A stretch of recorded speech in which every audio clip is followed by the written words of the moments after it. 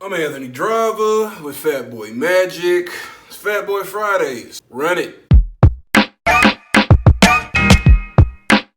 No carb diets are some bullshit. Yeah, I said it. It's some bullshit. I'm tired of people looking at this get-rich-quick scheme of a diet that fat people always want to flock to the minute they trying to lose some weight to fit into an outfit or make their doctor feel better, man.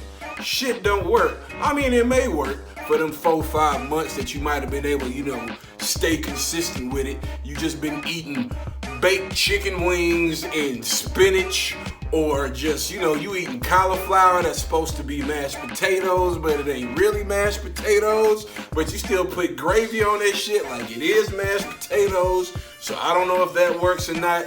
I don't know how I'm supposed to really sustain a life where all I'm eating is just like ground beef and broccoli, chicken and broccoli. Just a bunch of random meats and not the vegetable you like the most. Pretty much not the vegetable you like the most, but pretty much the vegetable you tolerate the most. Yeah, I said that. Vegetables is trash, bruh. Vegetables is whack. I mean, they ain't trash, they good for your body, they necessary. But I don't buy anybody having a favorite vegetable unless all you eat is vegetables, man. You don't have a favorite vegetable. You just got a vegetable you can tolerate. I happen to be able to tolerate spinach. I happen to be able to tolerate kale. Why? Because, I don't really notice the vegetableness of it when I mix it around in some fucking rice and whatever other meat I'm doing. You can throw kale in anything. You can throw it in chili. You can throw it in soup. You can throw it in rice and gravy. You can throw it in your Chinese food. Pretty much any vegetable I can throw into an otherwise unhealthy meal, and if the flavor gets lost, but I still get some of the nutrients, I'm a fan of that one. I remember when I was in 9th grade and I had to get ready to wrestle. They wanted me to join the wrestling team after football practice or football season. And I remember the wrestling coach said he needed me to get down so I can qualify for the heavyweight division and somehow had a weight limit in high school. I don't know how that's supposed to work, but anyway, he was telling me about this Atkins thing, this no-carb diet, and it sounded so exciting when I first started that thing, man. Do you know how many times I fucked up some Publix Mojo wings on an Atkins diet? Do you know how many times I would just make some monstrosity Anthony Driver meal out of just random objects in my mama's freezer and pantry just to put that shit together to see what I can make, but I know it didn't have no rice, bread, or potatoes in it, so I was good to go? Do you know how many just not smart experiments I did? And it didn't matter whatever I did, the shit worked. I just kept losing weight, but man, that thing is not sustainable.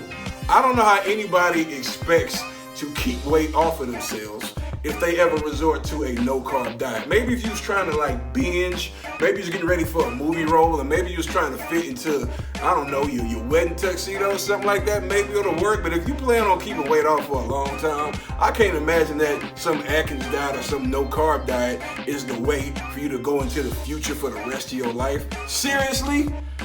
Anybody, especially a fat person, don't lie to yourself. Don't sit here and act like you ain't gonna eat rice and potatoes and bread or pizza for the rest of your life. Or say you try to do that little method where you start doing it for a long time, but you know what, I'm just gonna cheat once a month. The next thing you know, you cheating on the weekends. The next thing you know, you cheating on Wednesday. And then next thing you know, Monday, Tuesday, Wednesday, Thursday, Friday, Saturday, carbs.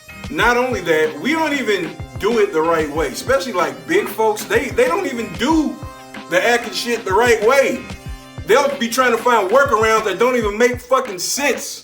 I remember my homeboy, I ain't gonna say his name, but I remember he was trying to get on that no-carb diet. Bro, we went to CC's Pizza, the fucking pizza buffet. I sat here for 30 minutes and watched this dude rip off toppings with his hands off the pizza. This dude ate toppings for 30 minutes, bro.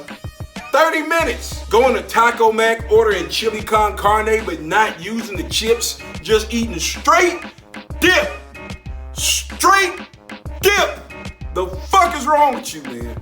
We don't do that shit right. That's why I say just don't even do diets, man. You wanna lose weight.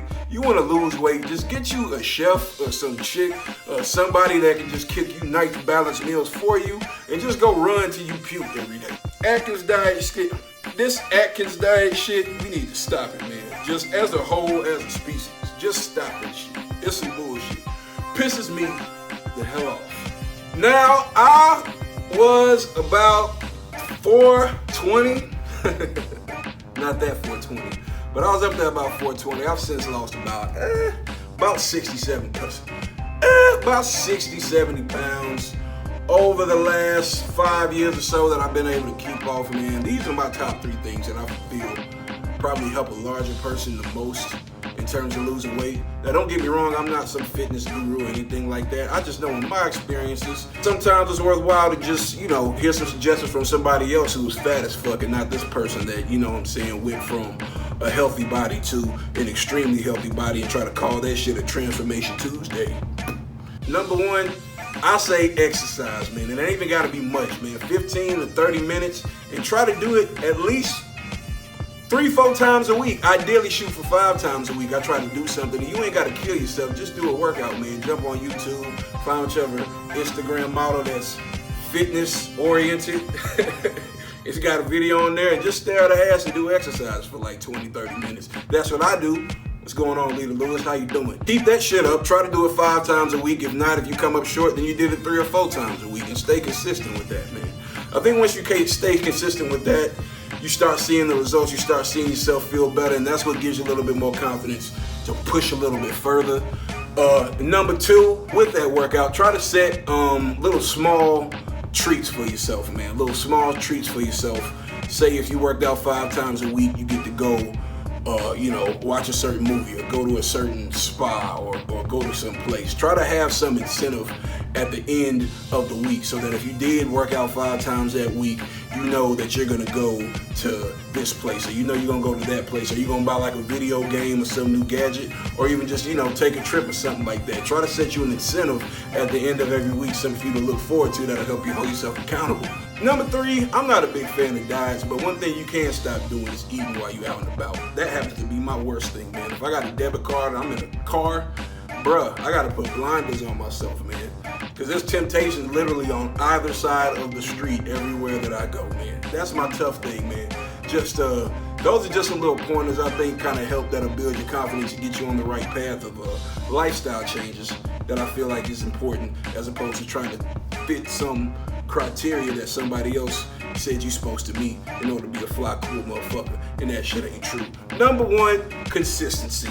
Number 2, set an incentive in front of yourself. Number 3, eat at the house. Start doing those things, give it a couple of months, you'll have a little bit more confidence, and you should be good to go after that, man. Just keep adding to the list, stay consistent, don't stop, keep it rolling. Fatboy Fridays. Peace.